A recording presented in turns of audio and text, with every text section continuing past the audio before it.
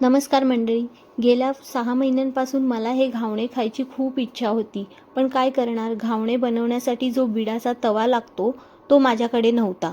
त्यामुळे मी गेल्या 6 महिन्यांपासून बिडाचा तवा शोधत होती आणि माझा तो शोध संपला जेव्हा तवेवाले काका त्यांचा काका ब्रँडचा तवा घेऊन माझ्या घराजवळ आले होते आणि तो मी तवा विकत घेतला. तो तवा मी रुळवला आणि बघा कसे छान मऊ लुसलुशीत घावणे मी पहिल्याच ट्रायमध्ये बनवले. तर बघा मी हे कसे बनवले. यासाठी मी 1/2 किलो रॅशनचे तांदूळ रात्रभर भिजत ठेवले होते. तुम्ही कोणतेही जाड तांदूळ याऐवजी वापरू शकता. सकाळी यातला पाणी काढून घेतला आणि मिक्सरच्या भांड्यात घालून त्यात 1 ग्लास पाणी घातला आणि हे तांदूळ थोडेसे जाडसर वाटून घेतले. वाटलेले तांदूळ एका वाटग्यात काढून त्यात थोडा पाणी घातला आणि चवीसाठी मीठ घातलं आणि बघा अशी कन्सिस्टन्सी येईपर्यंत यात पाणी ॲड केलं आहे. डोस्यापेक्षा हे बॅटर पातळच ठेवायचे असते. मी ह्यात तांदळाच्या प्रमाणात 3 पट पाणी वापरलं आहे. जसजसे बॅटर जाड होत राहील तसतसे तुम्ही ह्याच्यात पाणी ॲड करून ह्याची कन्सिस्टन्सी पातळ करू शकता. आता हा बिडाचा तवा म्हणजेच कायली गॅसवर ठेवून चांगली तापवली आणि त्यावर नारळाच्या शेंडीने तेल पसरवून घेतले. ही पारंपरिक पद्धत आहे. तव्यावर बॅटर ओतण्या अगोदर हे असे पेल्याने मी मिक्स करून घेतले आणि याच पेल्याच्या साहाय्याने हे असे बॅटर तव्यावर ओतून घेतले आणि अगदी 1.5 ते 2 मिनिटातच हा माझा पहिला घावणा रेडी झाला. बघा बिलकुल तव्याला चिटकला नाही आहे. पहिला घावणा असूनही हा तव्याला अजिबात चिटकला नाही. हा असा घावणा मी एकाच बाजूने उचलून घेते, दुसऱ्या बाजूने न पलटता हा मी घावणा असा काढून घेतलेला आहे. पण हा घावणा मी खाण्यासाठी वापरणार नाही कारण यात या तव्याची खर चिटकलेली असू शकते. मी दुसऱ्यांदा देखील तेल असेच पसरून घेतले आहे तव्याला आणि दुसरा घावणाही त्याच पद्धतीने बनवला.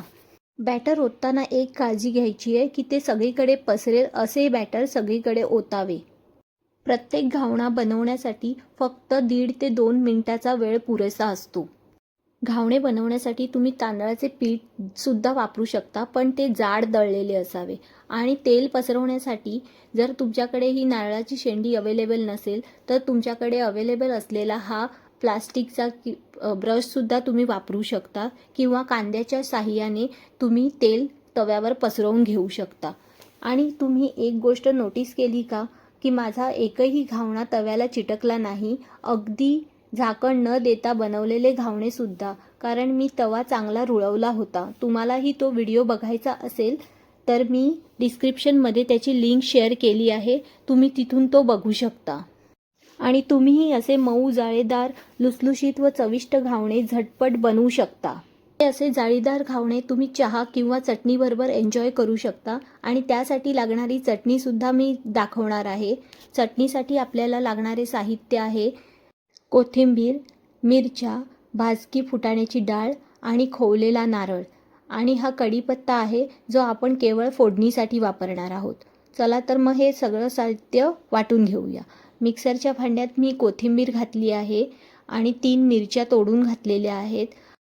मुठभर खवलेला नारळ आणि 2 चमचे भाजलेली फुटाण्याची डाळ, ह्याला डालियासुद्धा म्हणतात. हे सर्व साहित्य आपण मिक्सरला लावून बारीक वाटून घ्यायचं आहे. चटणी वाटताना ह्यात थोडा पाणी वापरायचं आहे कारण आपल्याला चटणीची कन्सिस्टन्सी थोडी जाड ठेवायची आहे. चटणीमध्ये आता आपण चवीनुसार मीठ मिक्स करून घेऊया. आणि चटणीला फोडणी देण्यासाठी मी तेलात मोहरी घातलेली आहे. 1 सुकी मिरचीसुद्धा घालायची आहे आणि आपल्याला कढीपत्ता घालायचा आहे फोडणीसाठी. फोडणी तडतडली की ही फोडणी आपल्याला डायरेक्ट आपल्या चटणीमध्ये घालून घ्यायची आहे आणि चटणी चांगली व्यवस्थित मिक्स करून घ्यायची आहे. आपले मऊ जाळीदार घावणे आणि चविष्ट चटणी तयार आहे. तुम्हीही असे जाळीदार घावणे बनवून आपल्या घरातल्यांना खाऊ घाला आणि त्यांना खुश करा. आणि मला नक्की कमेंट करून सांगा. पुन्हा भेटू एक नवीन रेसिपीसोबत. तोपर्यंत व्हिडिओ आवडला असेल तर व्हिडिओला लाईक करा, आपल्या मित्रमैत्रिणींसोबत व्हिडिओला शेअर करा आणि आपल्या चवदार रेसिपीज या चॅनलला सबस्क्राईब करा.